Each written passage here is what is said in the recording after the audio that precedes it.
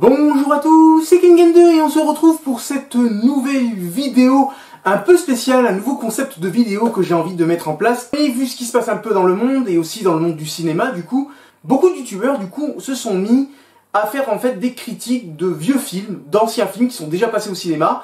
Et personnellement, je trouve cette idée plutôt sympa, alors je me suis dit pourquoi pas moi aussi, puisqu'étant donné que là, actuellement, mon cinéma est toujours fermé, et de toute façon, il n'y a aucune sortie programmée pour l'instant, du moins qui m'intéresse. Donc c'est vrai que cette année est un petit peu particulier pour ceux qui aiment les films comme moi. On n'a pas grand chose à se mettre sous la dent. Donc je trouve ça intéressant de refaire des critiques de vieux films, que je n'ai malheureusement pas eu la chance de pouvoir vous en faire une critique sur ma chaîne, étant donné que certains sont sortis bien avant que je crée ma chaîne. Donc j'ai trouvé le concept intéressant et j'ai envie de vous le proposer. Et pour ce premier épisode, j'ai décidé de m'attaquer à Predators.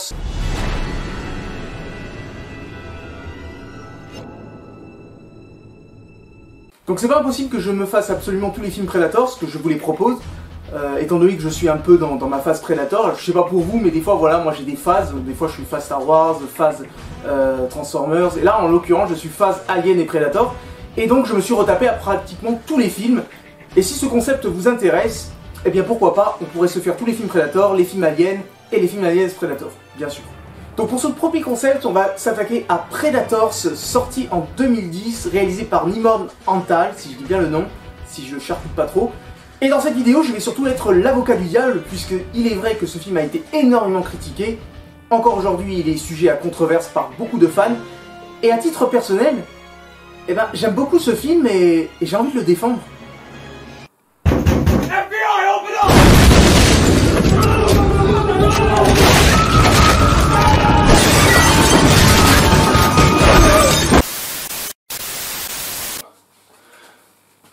Revenons aux moutons. Après l'échec commercial mais surtout critique des deux films Alien vs Predator, la Fox, qui n'appartient pas encore en ce temps à Disney, décide de revenir aux sources de ce qui a fait le succès de ces deux monstres cultes du cinéma SF. Le projet Alien reviendra à Ridley Scott, réalisateur du premier Alien. Oh c'est sûr, ça peut pas louper, c'est Ridley Scott quand même, c'est quand même celui qui a fait le premier Alien. Il sait de quoi il traite.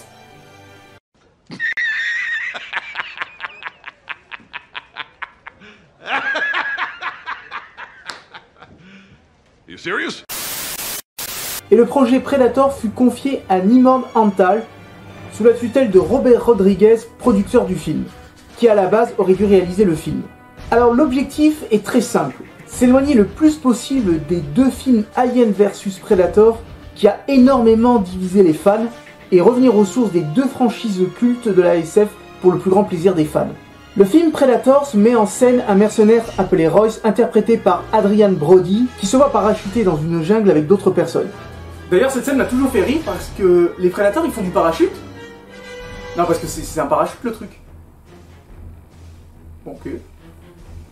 Soit. Une militaire des forces spéciales, un psychopathe, un condamné à mort, un militaire russe, un yakuza, un criminel de guerre et bien sûr Machete. Mais le groupe va très vite découvrir qu'ils ne sont pas sur leur planète, et pire, qu'ils sont la proie des plus terribles chasseurs de la galaxie, les Predators. Les Predators avec un S, parce qu'il faut savoir que le réalisateur s'est beaucoup inspiré en fait du film Aliens de James Cameron, d'où le titre d'ailleurs avec le S à la fin, faisant référence à la fois aux créatures, mais aussi aux criminels qui se trouvent sur cette planète, donc eux aussi, sur notre planète, ce seraient des prédateurs. D'ailleurs, le film a énormément de ressemblances avec le film Aliens, et c'est pas pour me déplaire étant mon préféré film Alien. Par exemple, un groupe qui arrive sur une planète extraterrestre, trouve un survivant dans ce monde hostile, débarque sans se douter du danger dans la ruche ou dans le camp des monstres, se font attaquer, voire même décimer et sont obligés de battre en retraite, se retranchent dans une base de fortune, se font trahir, ils se font débusquer, le traître meurt bêtement, l'un d'entre eux se fera exploser et au passage tuera le monstre ou les monstres qui étaient sur le point de le tuer. Le comique du groupe meurt avec bravoure. Le héros retourne dans le camp ou la ruche des monstres pour aller libérer un individu. Et à la fin, les deux héros affronteront bien sûr l'antagoniste principal des deux films respectifs. Qu'est-ce qu'on peut en tirer de ce film? Alors personnellement, à titre personnel, bien sûr, ça ne regarde que moi, j'ai quand même plutôt apprécié ce film. Bon, il n'est clairement pas à la hauteur du premier film Predator, réalisé par John McTiernan et en rôle titre avec Arnold Schwarzenegger, c'est sûr que quand on regarde les deux bonhommes, Arnold et à côté Adrien Brody, c'est pas le même calibre. Même si le film possède quand même un excellent casting selon moi. Alors qu'est-ce qu'il faut retenir de ce film? Eh bien il y a une chose qui me dérange un petit peu avec ce film, et ça on le doit plus ou moins à cause des fans, puisque les fans ont voulu revenir aux sources avec ce film. Le problème c'est qu'en faisant ça, vous oubliez une chose. Predator, ça fait des années qu'on sait ce que c'est. Je veux dire, il a quand même eu à son palmarès déjà 4 films. Donc il y a eu le premier Predator, il y a eu Predator 2, et les 2 films Aliens Predator. Donc la créature, ça fait quand même 4 films qu'on se la coltine, qu'on la connaît, qu'on sait à quoi elle ressemble, on sait ce qu'elle fait, on sait ce qu'elle vaut. Ça fait quand même 4 films. Et là, en fait, avec ce film, le problème, ils vont essayer, en fait, tout simplement, de vous refaire découvrir Predator comme si vous le découvrez pour la première fois. Bah, le problème, c'est que ça marche pas du tout. Parce que, encore une fois, eh bien, ça fait 4 films qu'on connaît le Predator, et le fait de ne pas le voir tout de suite, et le fait de nous le dévoiler vraiment à la moitié du film, qu'on le veuille ou non, l'effet de surprise, il n'existe plus. Que ce soit pour Alien ou Predator, du moment que le premier film est sorti, l'effet de surprise n'existe plus. On sait à quoi ressemble la créature, donc c'est pas la peine de nous la dévoiler petit à petit. On sait ce que c'est.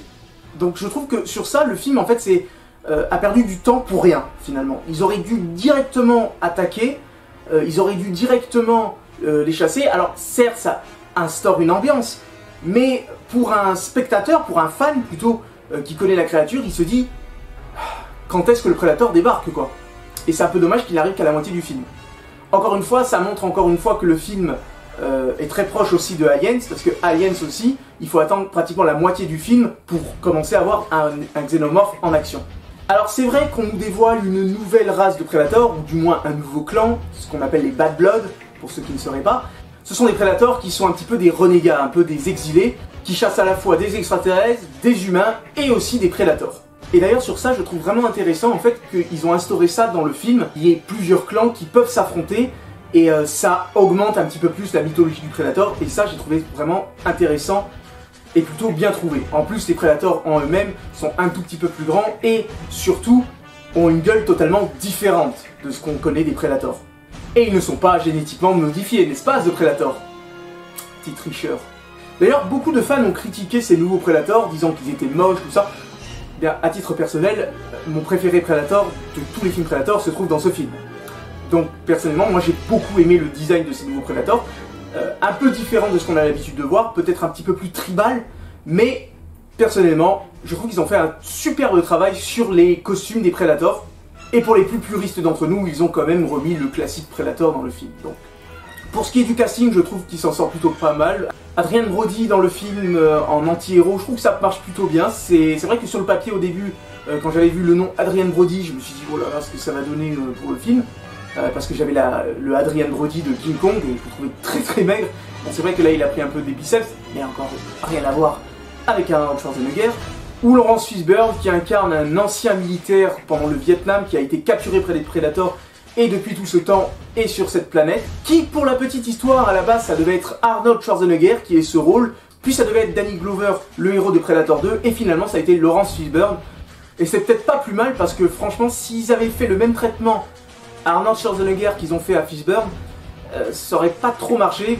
Ça aurait fait plaisir aux fans, mais je trouve que ça aurait été dommage pour le personnage de Dutch, et je pense que du moment où Dutch aurait apparu à l'écran, il aurait totalement éclipsé tous les autres acteurs de toute façon, y compris Adrien Brody. Pour le scénario, je dirais que c'est plutôt basique, mais on n'a pas besoin d'avoir un scénario très complexe pour Predator. Moi, ce qui me dérange, en l'occurrence, c'est peut-être l'environnement, qui est un très bon environnement, parce que je sais que le film a été tourné en grande partie à Hawaï, mais le problème, c'est qu'on n'a jamais vraiment cette impression qu'on est sur une planète extraterrestre.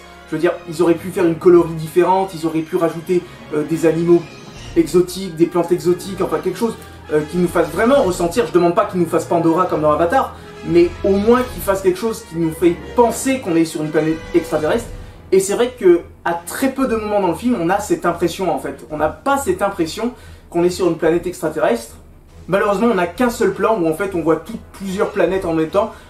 Alors pourquoi ils ne le voient pas partout? Pourquoi ils doivent être à une certaine zone pour voir tout ça?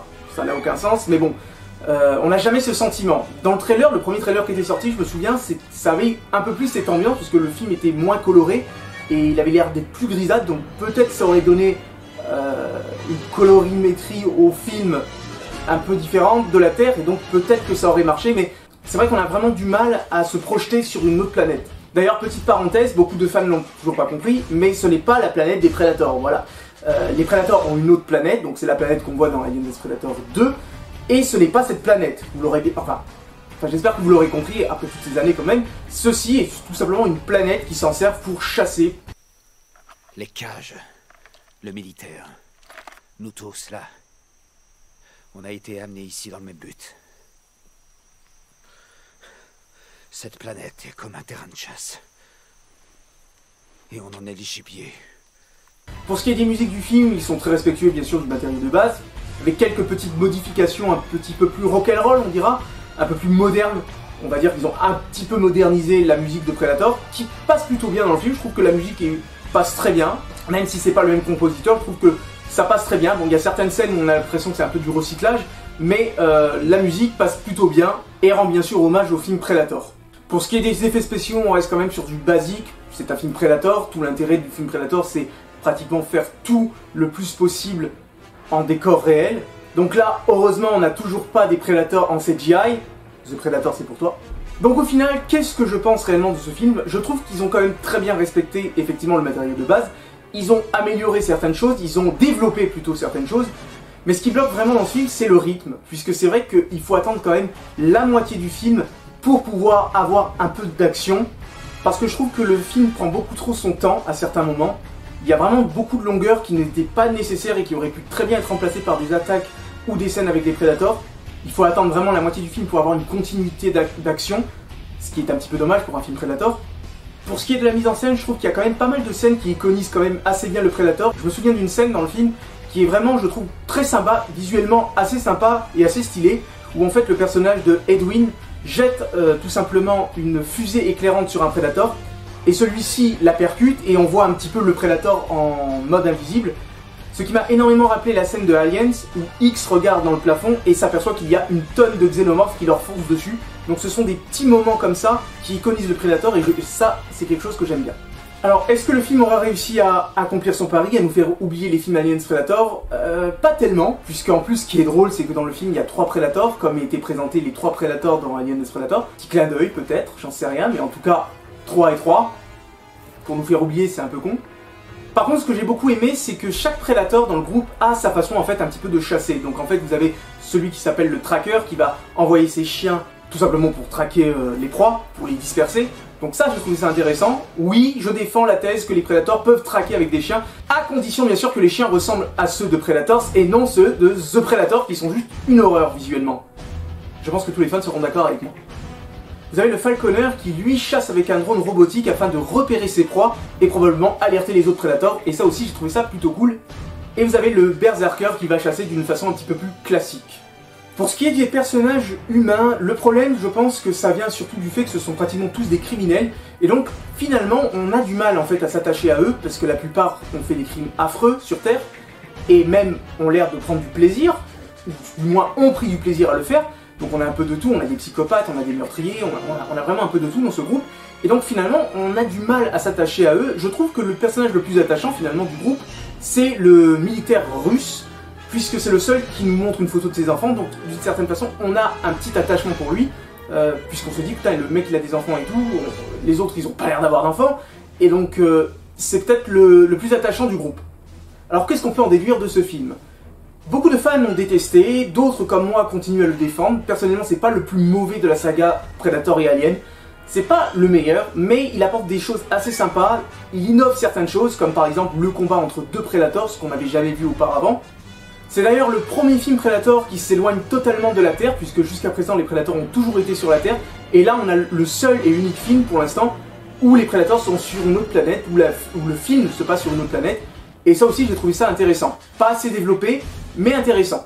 D'ailleurs, avant que The Predator fût annoncé, il était censé avoir un deuxième Predators, donc encore sur la même planète, mais le film a été annulé, probablement à cause des critiques et du box-office qui n'a pas convaincu la Fox à l'époque. Et c'est dommage parce que je pense qu'on aurait pu encore un petit peu développer cet univers. Mais voilà, malheureusement, dans la saga Predator, les films se suivent, certes, mais il n'y a jamais une vraie continuité comme les films Alien, puisque la continuité dans Alien c'est Ripley. Et là, on n'a pas, si vous voulez, un héros qui est dans tous les films. Voilà. La seule continuité qu'on ait, c'est qu'en fait, à chaque fois, dans tous les films Predator, donc Predator 2, Predators et The Predator, on parle du premier film. Mais c'est la seule continuité qu'il y a réellement. Alors ce film aura bien sûr divisé les fans, entre ceux qui ont quand même apprécié, y compris moi, et ceux qui ont totalement détesté. Alors on n'est pas non plus à un Prometheus ou un The Predator, qui sont selon moi les deux films de la saga Alien et Predator les plus détestés, et à juste titre. D'une part, à l'époque, j'avais dit que The Predator était un petit peu meilleur que Predators. Je reviens sur mes paroles, ayant revu le film Predators il y a quelques jours, il est vrai que j'ai quand même retrouvé bien plus l'esprit Predator dans ce film que dans l'autre, sans compter qu'il n'y a pas cet humour pesant qu'il y avait dans The Predator. Les fans de Predator retiendront surtout dans ce film l'histoire des Bad Blood qui affrontent d'autres Predators et qui se perfectionnent sur cette planète afin de devenir des meilleurs chasseurs. Et sur cet aspect-là, je dois dire que le film est plutôt intéressant et nous offre quelque chose de totalement nouveau. Donc on n'est clairement pas sur la hauteur de ce que pouvait nous présenter le premier Predator, mais il est vrai qu'il essaye quand même de renouer avec ce qu'a fait le succès de la licence, donc une jungle sauvage, ce qui s'était perdu un petit peu avec les films Alien vs Predator et même Predator 2 qui se passait dans une ville. Donc vous avez compris, j'ai quand même apprécié ce film, pas le meilleur de la saga Alien et Predator, mais clairement ce n'est pas le plus mauvais. On pourrait même d'ailleurs le classer au même niveau que Alien 3, qui d'ailleurs, petite parenthèse, il y avait aussi question de criminels dans Alien 3, y compris dans celui-là. Donc le troisième opus des deux franchises Alien et Predator, ce sont avec des criminels et au milieu il n'y a qu'une fille. D'ailleurs il y a beaucoup d'autres comparaisons avec les films Predator et Alien, mais ça, ce sera pour une prochaine fois. En tout cas voilà, c'est la fin de cette vidéo, ce premier épisode de replay, puisque ce sera intitulé comme ça. Ce sera pour moi l'occasion de revenir sur certains films que je n'ai pas pu traiter, étant donné que je n'avais pas sorti ma chaîne à cette époque-là. Donc ce sera intéressant de revenir sur des vieux films, pourquoi pas, qui ont plusieurs années, et un peu de toutes les franchises que j'aime. Donc là, en l'occurrence, je pense qu'on va rester sur du Predator, avec en plus le jeu Hunting Ground qui est sorti, donc c'est vrai que je suis complètement dedans en ce moment. Mais ce sera pour moi l'occasion, bien sûr, de revenir sur, par exemple, le premier film Transformers, le deuxième, Star Wars, et j'en passe. En tout cas, j'espère que ce nouveau concept de vidéo vous a plu, et je vous dis bien sûr à une prochaine vidéo. Ciao! How do we kill them? However you can. You're the predator.